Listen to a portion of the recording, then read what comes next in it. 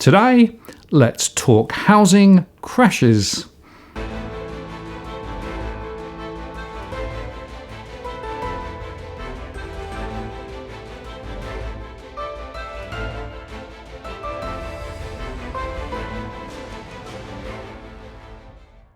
Hello again, it's Martin North from Digital Finance Analytics, welcome to the latest post covering finance and property news with a distinctively Australian flavour.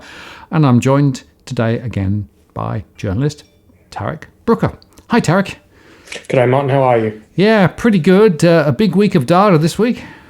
Oh, it certainly has been some big surprises and some not so big surprises, I suppose. Yeah, I assume that you are referring to the employment statistics, or more precisely the unemployment statistics, and the funny numbers in there, which we might touch on. But also, of course, all of the switcheroos that are going on amongst the bank economists, all now claiming that there's no housing fall, houses are going to go up next year. Yeah, there's certainly plenty to unpack in that respect, isn't there? Like everything is all of a sudden just completely flipped. And I mean, I'm not going to start implying any conspiracy theories or anything, but I do think it's awfully convenient that everything suddenly becomes so bullish. Less than 2 weeks before we're going to start to see all of this various support mechanisms come to an end. Yeah, well, as we've discussed before, of course, we're in that sort of calm before the storm. We know that the stimulus is being removed. But it's in the bank's interests, of course, isn't it, to maintain this view of strong house prices, because it means they don't have to revalue the assets and all of those things. And, of course, the government will be plotting and planning for its budget down the track. And I guess they can argue that with unemployment now dropping, then, the work's done. Yeah, it certainly looks that way. And I think even if we just look at everything with Australia from a more international perspective, I mean, we're one of the only countries in the Anglosphere that actually has falling housing prices. You look at New Zealand, you look at Canada, the UK, the US, they've all got booming housing markets for reasons that people don't fully understand. And yet little old Australia, who's meant to, where housing prices are meant to double every 7 years, we're seeing housing price falls. And that's really quite interesting, especially with the difference in the data between the Australian Bureau of Statistics and CoreLogic for the June quarter. Well, it is interesting, although it's also fascinating. I was giving a presentation yesterday to some investment bankers, and they were predicated on the view that there's no housing price fall at all. I guess believing the more recent data, and that everything was going to go up. Right, and so I had to sort of dissect that a little bit. And it is fascinating that in New Zealand they've got booming house prices there. And look, let's understand that one of the levers, of course, is lower interest rates, right? Because essentially if rates come down, in theory, people then can afford to pay back even bigger loans. Although in practice, if you look at the underwriting standards here in Australia, they're now tighter than they were a little while before. So that probably goes against that. And we are now at the point where interest rates are really as low as they're going to go. So whatever impetus that led in terms of over the past history to higher prices, that's done now. So it's weird. I think I can't quite figure out why it is, if you really look at the data, as to why people would have an expectation that prices are going to rise, given that we are still not yet out of stimulus. Remembering that the stimulus has been withdrawn, it's going to be withdrawn over the next 2 or 3 quarters. JobKeeper, the super withdrawals are pretty much stopped now, and of course the banks are knocking on people's doors.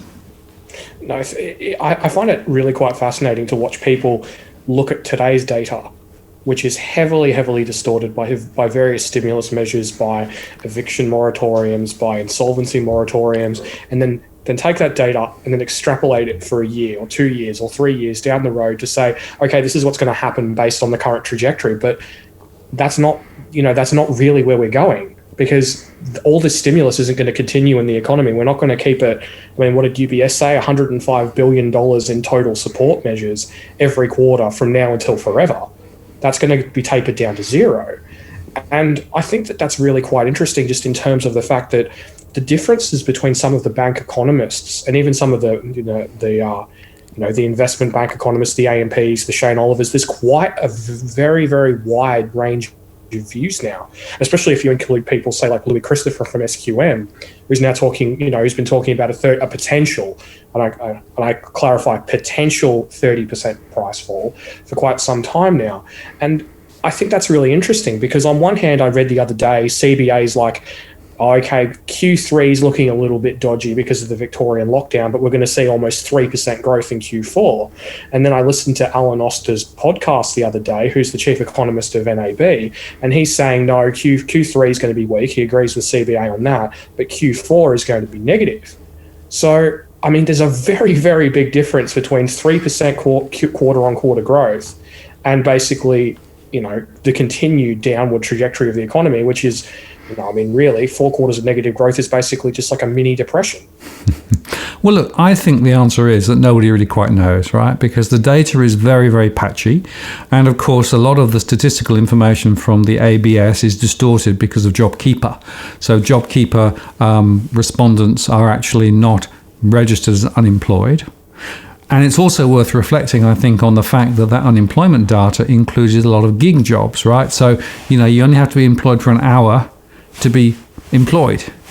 And therefore, if you look at the hours worked and the numbers of jobs, the two didn't seem to move together, which suggests to me that this is not as anywhere near as strong as perhaps people were, reacting to. And then the other point, of course, is that what's going to happen the other side of the budget is completely unknown, right? I mean, people will have various views as to what the government will or won't do, I suppose. But again, there's quite a wide avenue of different options that they have. Will they extend JobKeeper, JobSeeker? Will they not? Will they do additional sort of targeted support mechanisms? Will they support the university sector? Will they support small businesses? What are they going to do?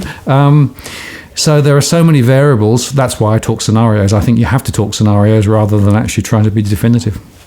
Oh, definitely. I mean, considering what could come in the budget, which I believe is on October 6th, it could be any number of different things. And trying to predict anything with a single number, to me, is just, realistically, it's quite foolhardy, to be completely honest with you. I think it's impossible at this point. There's too many different things that the government could pull out of their hats. And I mean, perhaps after the budget, we should do a little bit of a show and unpack all the various things in October.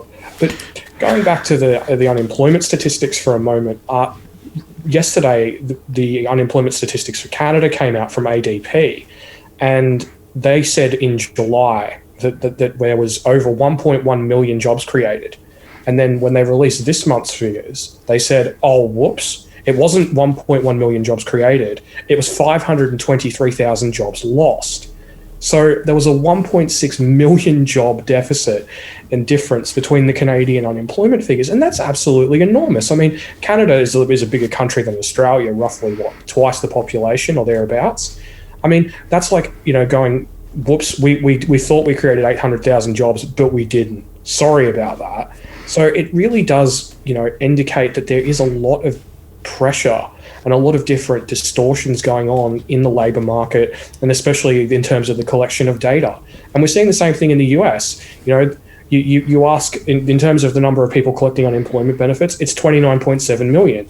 If you ask in terms of the non-farm payroll survey report, it's a lot less than half that. So there are a lot of distortions there, and I think that's why it's so difficult to make any determination based on just one figure.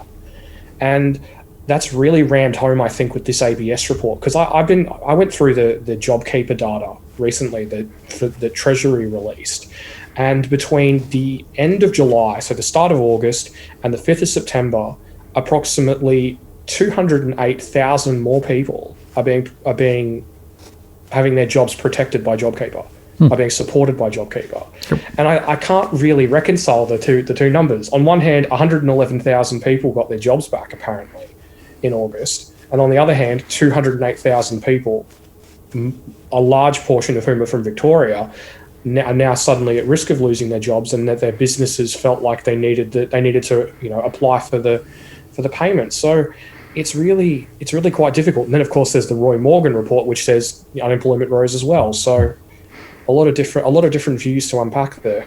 Yeah, and nobody quite knows, I think, which is right. And the fact that other countries around the world are having the same issues with trying to triangulate all the data points with all of these protections that are in place. And, when is a job not a job? And, do you count an hour? Do you not count an hour? I mean, in a way, I think you've just got to let it all settle down. My own read on the situation based on my surveys is that the jobs are still pretty weak. There are many people working many less hours than previously who would actually, by the way, still be classed as employed. And I think probably the hours worked numbers are a better guide rather than actually the unemployment numbers. And of course, the jobs, the hours worked numbers really hardly moved at all, right? In fact, they went down in Victoria and up elsewhere, and it was sort of pretty much line ball. So there might have been some redistribution in terms of hours worked. But I can tell you from my surveys that there are many, many people who are still receiving less hours and less income than previously, which is why the stress levels are still so high. Yeah, it's also the data from the Department of Social Services as well, which is also showing a very different story. I mean, if you could pull the graph up that I sent you earlier today, it shows that basically what I did is I went through their data and I stripped out the people who are not job seekers. I've only got that data back to February, so it's implied that everyone who's lost their job afterwards is a job seeker. So I just put that little addendum in there before we proceed. But it shows basically that it's no longer representative. The number of people collecting Centrelink is no longer representative of the ABS figures at all. They're completely detached. Yep. The ratio between the number of people claiming Centrelink and the number of people that the ABS reports as unemployed has more or less doubled. So, I mean, if you extrapolate that ratio out, I mean, you're talking an enormous number of people who would be formally unemployed through the ABS statistics. But I think that it's really, really quite complicated. And I think it has been for some time in terms of the labour market statistics. Like if you look at the issues that they've had in the UK, in the US, they've had issues with the number of people responding to the survey.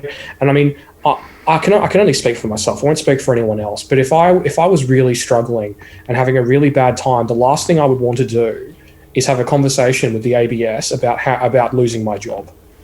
And I do wonder if 30 years without a recession has sort of made Australians just a little bit proud, a little bit prideful that we don't want to talk about the bad things that are happening to us. Because that doesn't happen in Australia. Only good things happen in Australia. And all my mates are buying boats and new cars and Tiranas and all sorts of stuff. So things must be good for me too, even though they're not. Yeah, well, there's certainly a psychological aspect to it. And, the sampling that the ABS now uses is relatively small. And I've always had some suspicions about the volatility in the numbers at the best of times.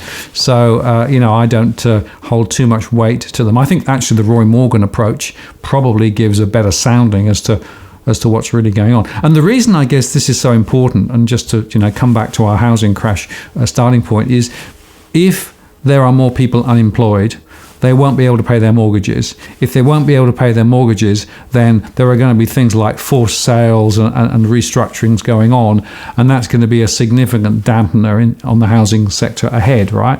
And that is why the housing crash or the housing adjustments follow directly from what's happening to unemployment. If unemployment really just is correcting, and it's going to be quicker than what the Reserve Bank said. Remember, they said 10% and then 7% 2 years later. If it is actually better than that, then the chances are that the impact on the housing market will be less severe. But I just come back to the US data, which showed that after the global financial crisis in 2008, it took 3 to 4 years for the unemployment really to grind through, for the default rates to rise and forced sales and therefore the house prices to fall. So to my mind, you have to be looking over a 4 to 5 year period, and you've got to take account of the fact that these things always grind more slowly than you might hope for.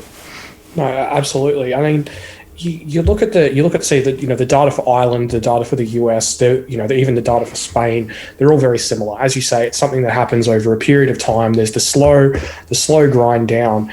And, I see these housing spruikers and sometimes I watch your videos and there'll be a housing spruiker ad saying property prices haven't crashed, ergo they're not going to crash and you should go buy now. And I get those ads all the time. They drive me nuts. But it's just a bit ridiculous, to be honest, because we're talking about extrapolating out a scenario at the moment with all this stimulus, with all this support. And I keep saying to people, the recession hasn't been allowed to start yet. how many recessions have there been in history where people get paid to not work? How many recessions have there been in history when households have roughly 16% more income in their pockets than they did before? Where people are not allowed to go bust, where businesses aren't allowed to go bust, where people don't have to pay their mortgages. There isn't a single recession in history where any of those things has happened on a meaningful level. So it really hasn't happened yet. So, I mean, even so, recently I did a little comparison between the Case-Shiller housing price index in the US and Sydney and Melbourne. And Melbourne is falling faster than housing prices were in the US when they were crashing. So I based that off when Melbourne prices peaked versus the start of the Great Recession in the US, and housing prices are falling quicker. And like I said, the recession hasn't even started yet, and it just makes me wonder what's going to happen when it does. And I think one of the key things, and this is something that we've spoken about before, is just the confidence level of Australians. Like, I look at these numbers, and while don't get me wrong, they're not fantastic and they're not great by any stretch of the imagination, they're nowhere near as dire as some of the numbers coming out of the UK or the US, where consumers are far more dour about their prospects. I mean, the Westpac Melbourne Institute numbers, they're higher now than they were in January. To me, that is nuts. I mean, we got 1.3 million people who are going to lose access to JobKeeper in less than 2 weeks' time, and our confidence level is higher than it was in January, before there was even a crisis. And some of that, again, is psychological. Here in Australia, we always take the sunny side of the street, and things will be right. And in some cases, I think there's also a degree of ignorance, if I can be frank about this. There are many people who really don't know what their overall financial position is. They don't understand what's going on more broadly. They hear the high-level headlines, everything's fine, house prices are up, and they see all of these examples of people who are still making money on property and all those things, and the property shows are still running. So in a way, there is this sort of phony war going on, right? And everything is perfectly fine, and okay, I can hear that bit of noise in the background, but there's no real evidence. And then, of course, the government's given them money. And so the government basically has given them money, and they're spending it on all sorts of weird things, and high-powered cars and those sorts of things are all up at the moment. But it's like sort of, yeah, but hang on, there's a bigger context here that we need to understand. And I just come back to that cliff that we keep talking about, right? I mean, that cliff is real, right? Whatever the government's going to do in the budget, it's not going to be sufficient to reverse the loss. And it's interesting. Did you see the alpha beta chart that showed actually how much more money was in the circulation now, right? And the biggest by far, was it 19 billion, was actually to do with the superannuation withdrawals, right? That's the biggest chunk. And then JobKeeper and JobSeeker about 7 each, I think. And the other thing, the CBA numbers came out today and showed how much additional money has flowed in from the government into people's accounts in recent times. This is a massive amount, right? But again, that's beginning to ebb away again now. So we are in this weird hiccup situation, right? But I suspect the hiccup's just around the corner, and when it hits, well, that's when we really get into serious territory. Oh, absolutely. I mean, I reckon you should put up that CBA chart, because it is absolutely shocking. Yeah. You look at it and you think, oh my god. I mean, in a way, I feel like we should be flipping it upside down. That should be the income loss that we should be seeing in a recession, not the income increase. And that's really, I mean, in fairness to people, the average person in Australia, they don't watch DFA, they don't watch AusBiz, they don't read macro business, they don't read any number of these other sort of independent financial media outlets. They watch commercial television, they read mainstream news websites, if they read news websites at all, depending on the individual naturally. And I don't really blame them for looking at things the way that they do. They look at things and they're like, well, things are pretty good. And I mean, the way I see it is rather simple, very black and white for the average person. I think they go down the shops, they talk to their friends, and that is the barometer of the economy. If people go down the local shopping centre and stuff is flying off the shelves and people are all having a good time in the food court, as far as they're concerned, the economy is doing well. As long as they've got a job and they've got money flowing in, things are pretty hunky dory. And I mean, that's the way everyday people approach things. I mean, it's not uncommon for people to be disengaged with politics or the financial or financial things or economic things. It's perfectly normal. I mean, I read a survey the other day that said that 20% of people didn't know what the Prime Minister's name was. So expecting them to understand things like, PMIs or services indexes and, how much that above 50, it represents growth and how much it represents, the contraction is a little bit unrealistic, I think. And sometimes I wonder if people like myself and people like you, we look at things through our lens. We're prisoners of our own perspective. We can't help but look at things in the way that we do. But when you really look at it from a sort of more simplistic, more black and white, this is what's in front of me perspective, I think then a very different picture emerges. And I think that in a lot of ways, I think, is what is the most dangerous about all of this. If we had have all been saving, and if we had have all just been very, very careful as a nation over the past few months, it'd be very different. That's not what's happened. People have gone out, they've blown their super on crap, used car sales have gone through the roof. And please, I am generalizing, I know. I'm not saying that everybody's done this, but on aggregate, if you look at where the money has gone, it's gone into gambling, it's gone into cars, it's gone into new TVs, they've been flying off the shelves. Those are all facts. But at the end of the day, it hasn't really done anything to help the economy. All it's done is postpone it, and it's just created more problems for the future. And when the adjustment does come, in a lot of ways, it's going to be worse. Because in the past, if we had have just got knocked off the horse, so to speak, when the crisis first came through back in March, it would have been like falling from up here. But now that we've got $100 billion extra flowing in the economy, another 16% more household income, we're falling from up here instead. And I think that's really part of the problem as well. I mean, not to rant on or anything, but I feel like we could really just see a sort of shattering of that illusion around the economy. And I think that's something that the government has to be very wary of going forward. Yeah, well, I think you're right. We often agree on, some of the fundamental points. And I guess the first point we should agree on is we're both nerds, and therefore we go deep into the data and probably have a different perspective and understanding compared with the average Australian. The second point is the government's been, preaching the gospel of everything's going to be fine. And of course, they keep making the same announcements again and again and again to try and actually... Have you noticed how many times the same announcement comes out? It's just hilarious, right? And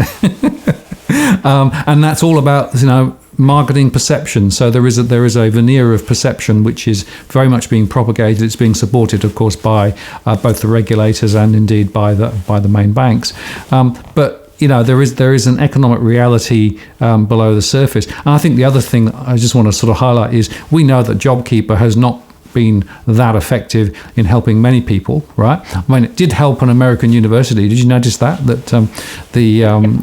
So yeah, that's pretty cool. So no academics in Australia necessarily got help, but an American university was able to access JobKeeper. So how does that work? I mean, it's so it just shows you there's a little bit of weirdness going on in terms of some of the policy responses that they put out, and I think they should have done something. Personally, I think they should have done something more direct for households rather than via businesses. But, it's too late to discuss that further now. But the reality is dawning. And I just look at those numbers and I think, well, okay. So there's been a lot of money floating in. Some of that's gone to savings, but a lot of it has not gone to savings. We've still got the very high debt levels, and we've still got now more mortgage holders being phoned up by the banks to say, okay, right, when are you going to start repaying your mortgages? I mean, for me, that's going to be a very, very significant shock. And I don't know whether you saw, but the Reserve Bank also put out a report in their bulletin looking specifically at the rental sector. And they were making the point that rents have actually dropped considerably, particularly close to the main urban centres. And that is a story that is not being fully understood yet. But of course, that has a significant impact on property investors, as well as renters themselves. And now renters, of course, who had a repayment holiday, or did they? Was it a holiday or was it a deferral? Well, we'll find out down the track. Some of those are now being turned off as well. So all of the levers are being flicked from support to lack of support. And what that means is that we are now confronting the really big critical change of momentum. And yet I think that households probably are less prepared than they were 6 months ago. No, exactly.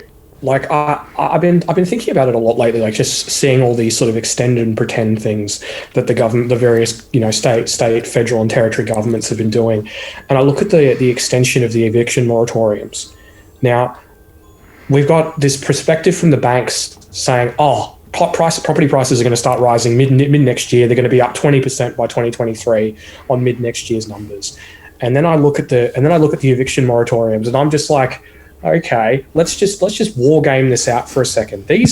Most of these now, for the vast majority of the Australian population, or a majority of the population, they're not going to be concluding until either later in the year or March next year. Which I think I would be surprised if more weren't extended, to be completely honest with you. We've already seen that in Vic and WA and I believe South Australia. And I wouldn't be surprised if it's extended again. So let's just war game for a moment. March next year, there are going to be God knows how many landlords who haven't had any rent for months and months, who are now going to have to take these people to a court or a tribunal or whatever mechanism the states decide to set up to address it.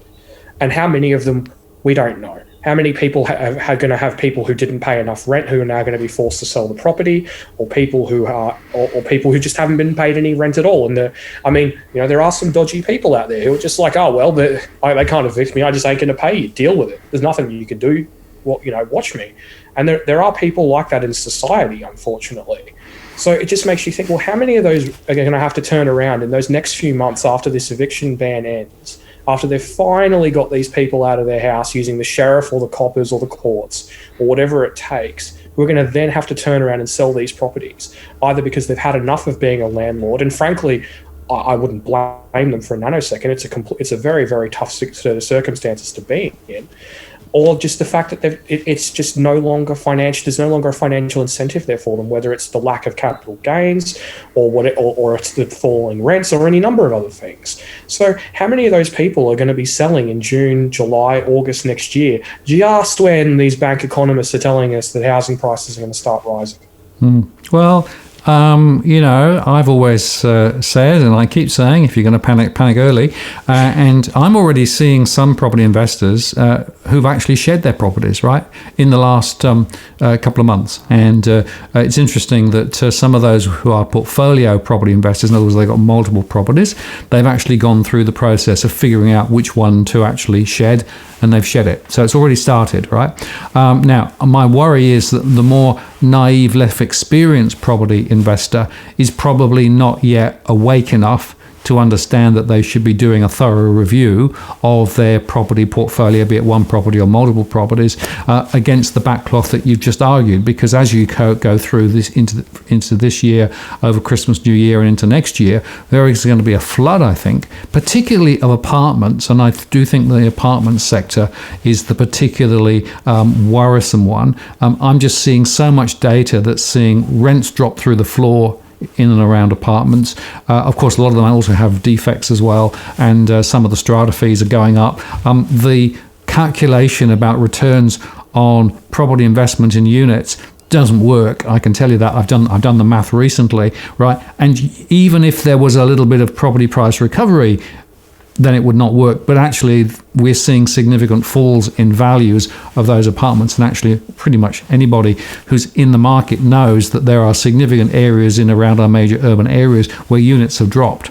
So there's no capital growth, there's no revenue stream, and yet you've still got a mortgage you've got to pay. And of course, those mortgage repayments are going to start up again sometime soon. So, you can see the pressures on those property investors in my surveys.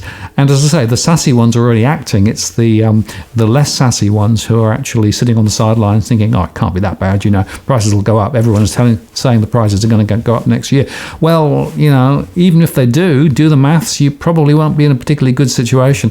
And by the way, very few property investors have actually ever worked out what they paid for their property, including all the transaction costs, what all the running costs are, and then setting that off against the rent received and the mortgage repayments, right? If you put all that information into a calculator like the Nucleus Wealth Calculator, which does it really, really well, people are horrified when they actually do that to see what the overall negative return is without substantial capital growth.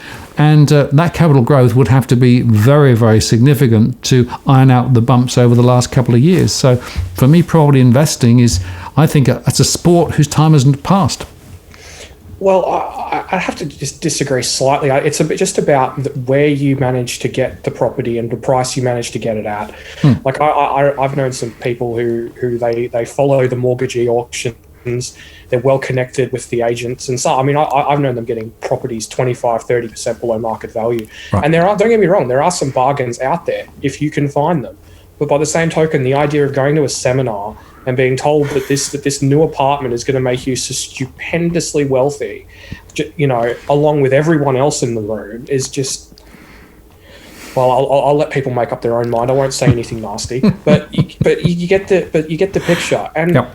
I think the thing is that, like, one of the things I think is really interesting about this commentary about the housing market is that all this is going to be over really quickly. That mid next year, which realistically is only 9 months away, is going to be completely different to what it is now, when we're not going to see JobKeeper end until March at the earliest. And I think there's a very, very high likelihood that it's going to be extended beyond that in some way, shape or form. And I think we will probably see an extension of the other measures as well. So I think that this is something that, like you made in the point to the investment bankers that you in your video yesterday, it's something that's going to be a longer, more protracted crisis. I mean, say, for example, you made the example of the property investors or the people who have deferred mortgages, who are going to be coming out of these things in either September or March next year or sometime in between. Now, when you leave that, you're not immediately, sort of in the crap, so to speak. You've still got to get 90 days in arrears again, and then you've got to go through all the bank's hardship provisions, and then there's all these other different things. I mean, so if you emerge from your mortgage, your mortgage deferral in March next year, it's going to be the end of June before your 90 days in arrears anyway. And then it's going to be another 6, 9, 12 months before you've gone through all the various parts of the bank's hardship program. Depending on what bank you're with, obviously it can vary quite drastically. So realistically, these people who want to hold on, for dear life by their fingernails, they're not going to be selling their properties in a forced way if they get that extension until probably mid next year at the earliest. At the latest, it might even be mid sort of 2020, early to mid 2022. And what does that say once again about these forecasts of prices rising and of this being a quick crisis? These people are going to be selling over time for years and years to come. So it seems to me, and perhaps I'm wrong, but it seems to me that our experience is going to be a lot closer in terms of these forced sales, in terms of things being a slow grind down. It's going to be a closer experience to sort of Ireland and the US than it's going to be to Australia circa 2009, where everything just magically took off again.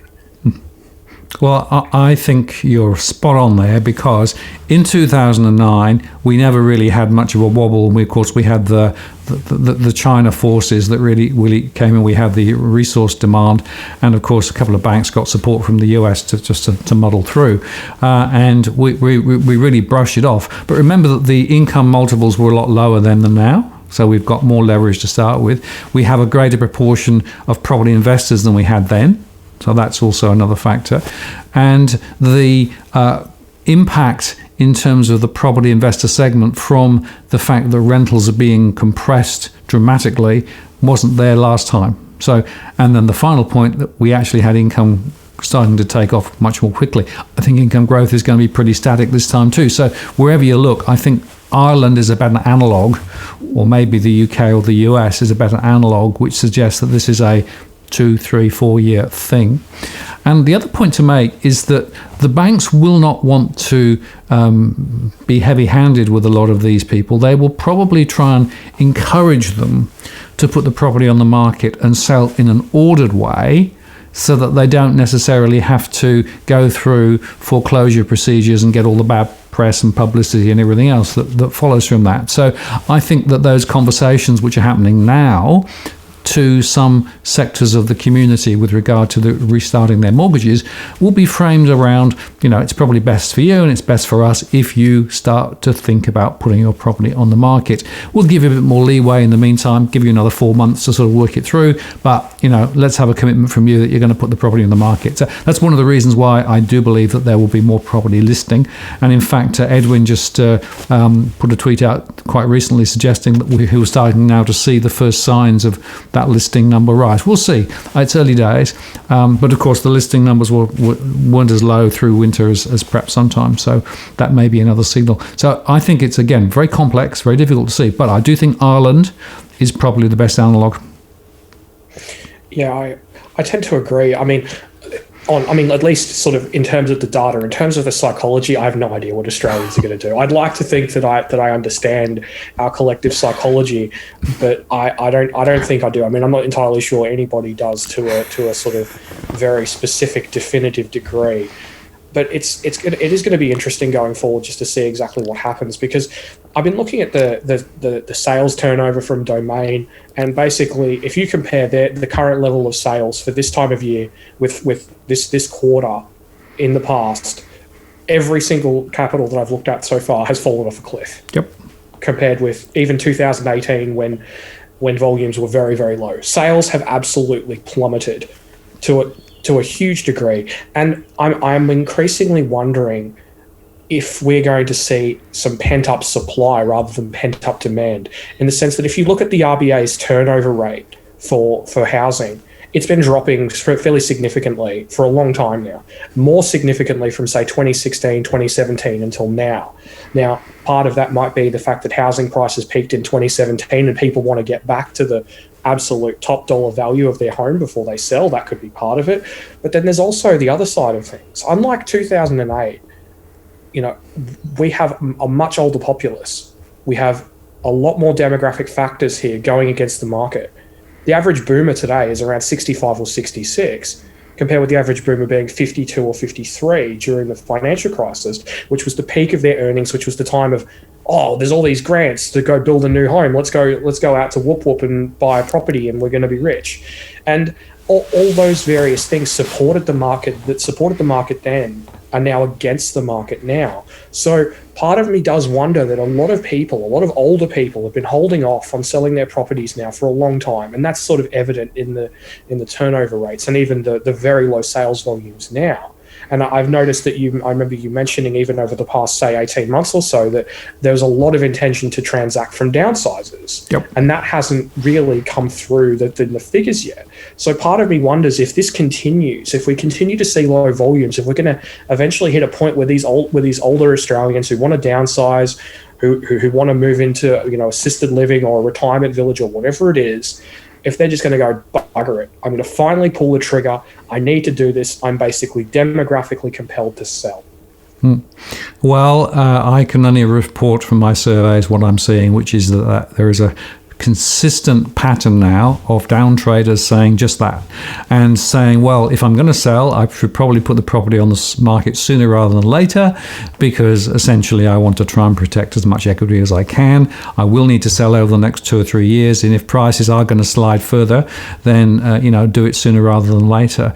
And I guess the other point, or two other points to make. The first is in my surveys of SMEs, I can also look at JobKeeper by profession, including real estate agents, right? And there is a considerable representation of real estate agents on JobKeeper. That sort of revalidates the fact that the transaction throughput's very low, and of course that's true both for renting and also for sales. And then the final point is the get out of jail card for the property market would have to be more migration, right? Because at the moment the international borders are shut. And you'd have to be assuming, therefore, that those people who are forecasting a resurgence of the property market are basically intrinsically assuming all the borders will be open, international traffic will be back, and essentially, therefore, there will be this external force coming in to try and actually buy up some of the very much oversupplied areas. I mean, there is just way too much. 1.2 million spare properties in Australia and growing. Buildings continuing to be thrown up at the moment, left, right, and centre, even now.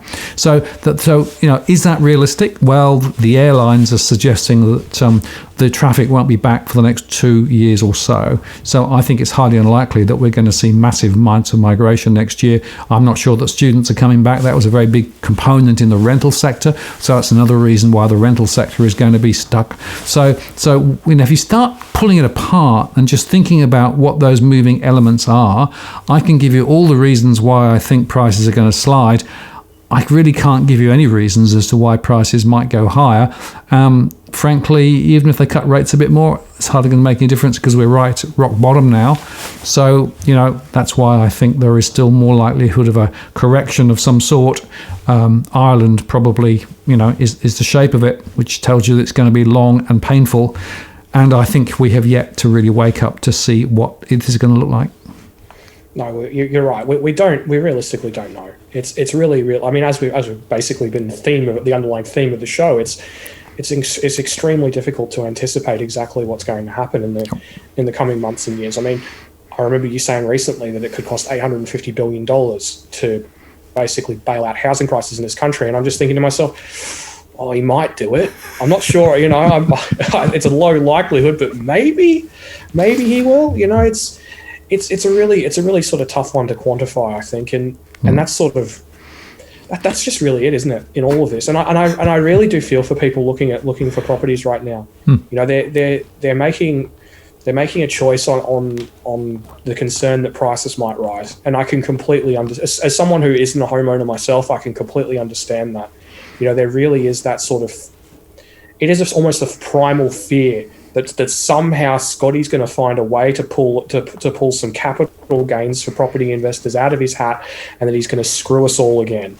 But I mean, I suppose everyone just needs to look at things, to assess their own situation, as you always say, and just cautiously make their own decision. Yeah, I think you have to make your own decision, and there will be reasons why people will buy. So if you're an owner-occupier and you're buying, an A-class asset for the reason of long-term occupation, then there's probably still some reasons why it makes sense.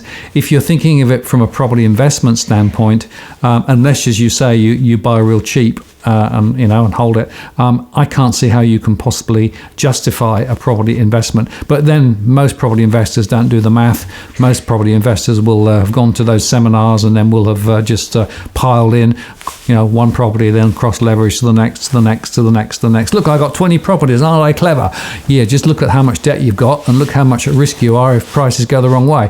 The fact is that people are being led by the nose into the property investment arena. And of course, it's all to the benefit of the building and construction sector, plus the real estate sector, plus the banks. So you can understand why everybody wants to preach this gospel. But, what we're trying to do here, I guess, Tarric, is just lay out some of the counter arguments so that hopefully people can make better decisions by being able to sort of compare and contrast the different points of view out there. But, I wonder what proportion of the population does any work on this, and most people will probably be at the beach and just say, oh, she'll be right. Well, that's the Australian way. That's just the way it is. I mean, I think all we need to do is look at the way how successful Scott Morrison is with his various announcements about the economy. I mean, he's got a 91% approval rating amongst Liberal voters. He's got a 65% approval rating amongst voters more broadly. And he's not exactly the most likable bloke in the universe. I mean, he was coming off a horrible, horrible approval rating during the bushfires. So he started off from a really low base. But I think that's just emblematic of how much people want to believe. I mean, I'm not sure if you've seen the X-Files, but there's that poster in Mulder's office with the picture of the flying saucer that says, "I want to believe." We should have one behind Scott Morrison that's just of a housing price, graph just consistently rising that just says, "I want to believe." Just that somehow, some way, things are going to get better. And I just back to your point on immigration for a moment. I mean, is it possible that they do it? Sure. It's possible that they could throw open the floodgates and they could napalm whatever chances they had, and Pauline Hanson will take control. will take a massive amount of control in the Senate if they try and pull that, and hell, Labor might even get their stuff together really give them a run for their money. But realistically, if the sort of, if the say for example the graph I sent you from UBS, if that is correct, and I tend to believe that it is, sort of unemployment now sitting around about 10%, further downside with the tapering of JobKeeper, and then further downside again with the end of JobKeeper. If you put all that together with what we've got, increasing immigration is just the dumbest idea in the universe. Well, maybe not the dumbest, but it's up there. It's it's not quite Major Kong riding the bomb in Doctor Strangelove, but it's pretty stupid. I mean, every person that we bring in who's doing it, a sort of normal everyday job is one more job that we need to create to get Australia back to full employment. And I really, really hope they don't go down that road. I really hope that there's that political pressure on them not to do it. Although, I mean, we're just going to have to wait to see. Well, the bottom line is this. We know that the Australian economy is digging stuff out of the ground and flogging it overseas. It's putting more and more money into ever-inflated housing, and it's inflating the economy by bringing more people in. That's been the rule of the game for at least 2 decades.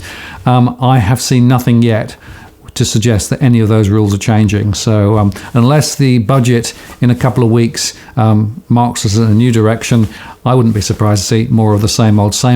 But whether it will be successful, you and I will have to come back and talk about it down the track. Yeah, well, it honestly, if ScoMo was actually going to do something major and different in the budget, in about 5 to 10 days time, there's going to be a ticker tape parade. Around Parliament House with all sorts of floats and animals and all sorts of things to celebrate his achievement. But I highly doubt it. I think it's going to be the gas-fired recovery, and it's going to be industrial relations reform and tax cuts for the wealthy, and that's what we're going to do because that's what we say works, and that's what we have to do. Yeah, I think you're right. I'm afraid it's going to be a replay of the last 10 years rather than actually setting out in a new direction. But we could be proved wrong. We'll know in a couple of weeks. Yeah, hopefully we're wrong about the whole thing with the budget, and we're right about the housing prices, because I think there's quite a few viewers out there who would like to be able to buy a house at a globally affordable price. Well, yeah, I mean, that is the bottom line, isn't it? Right, and it's just worth reflecting on that as we close at Tarric, that housing affordability has never been more adverse than it is now.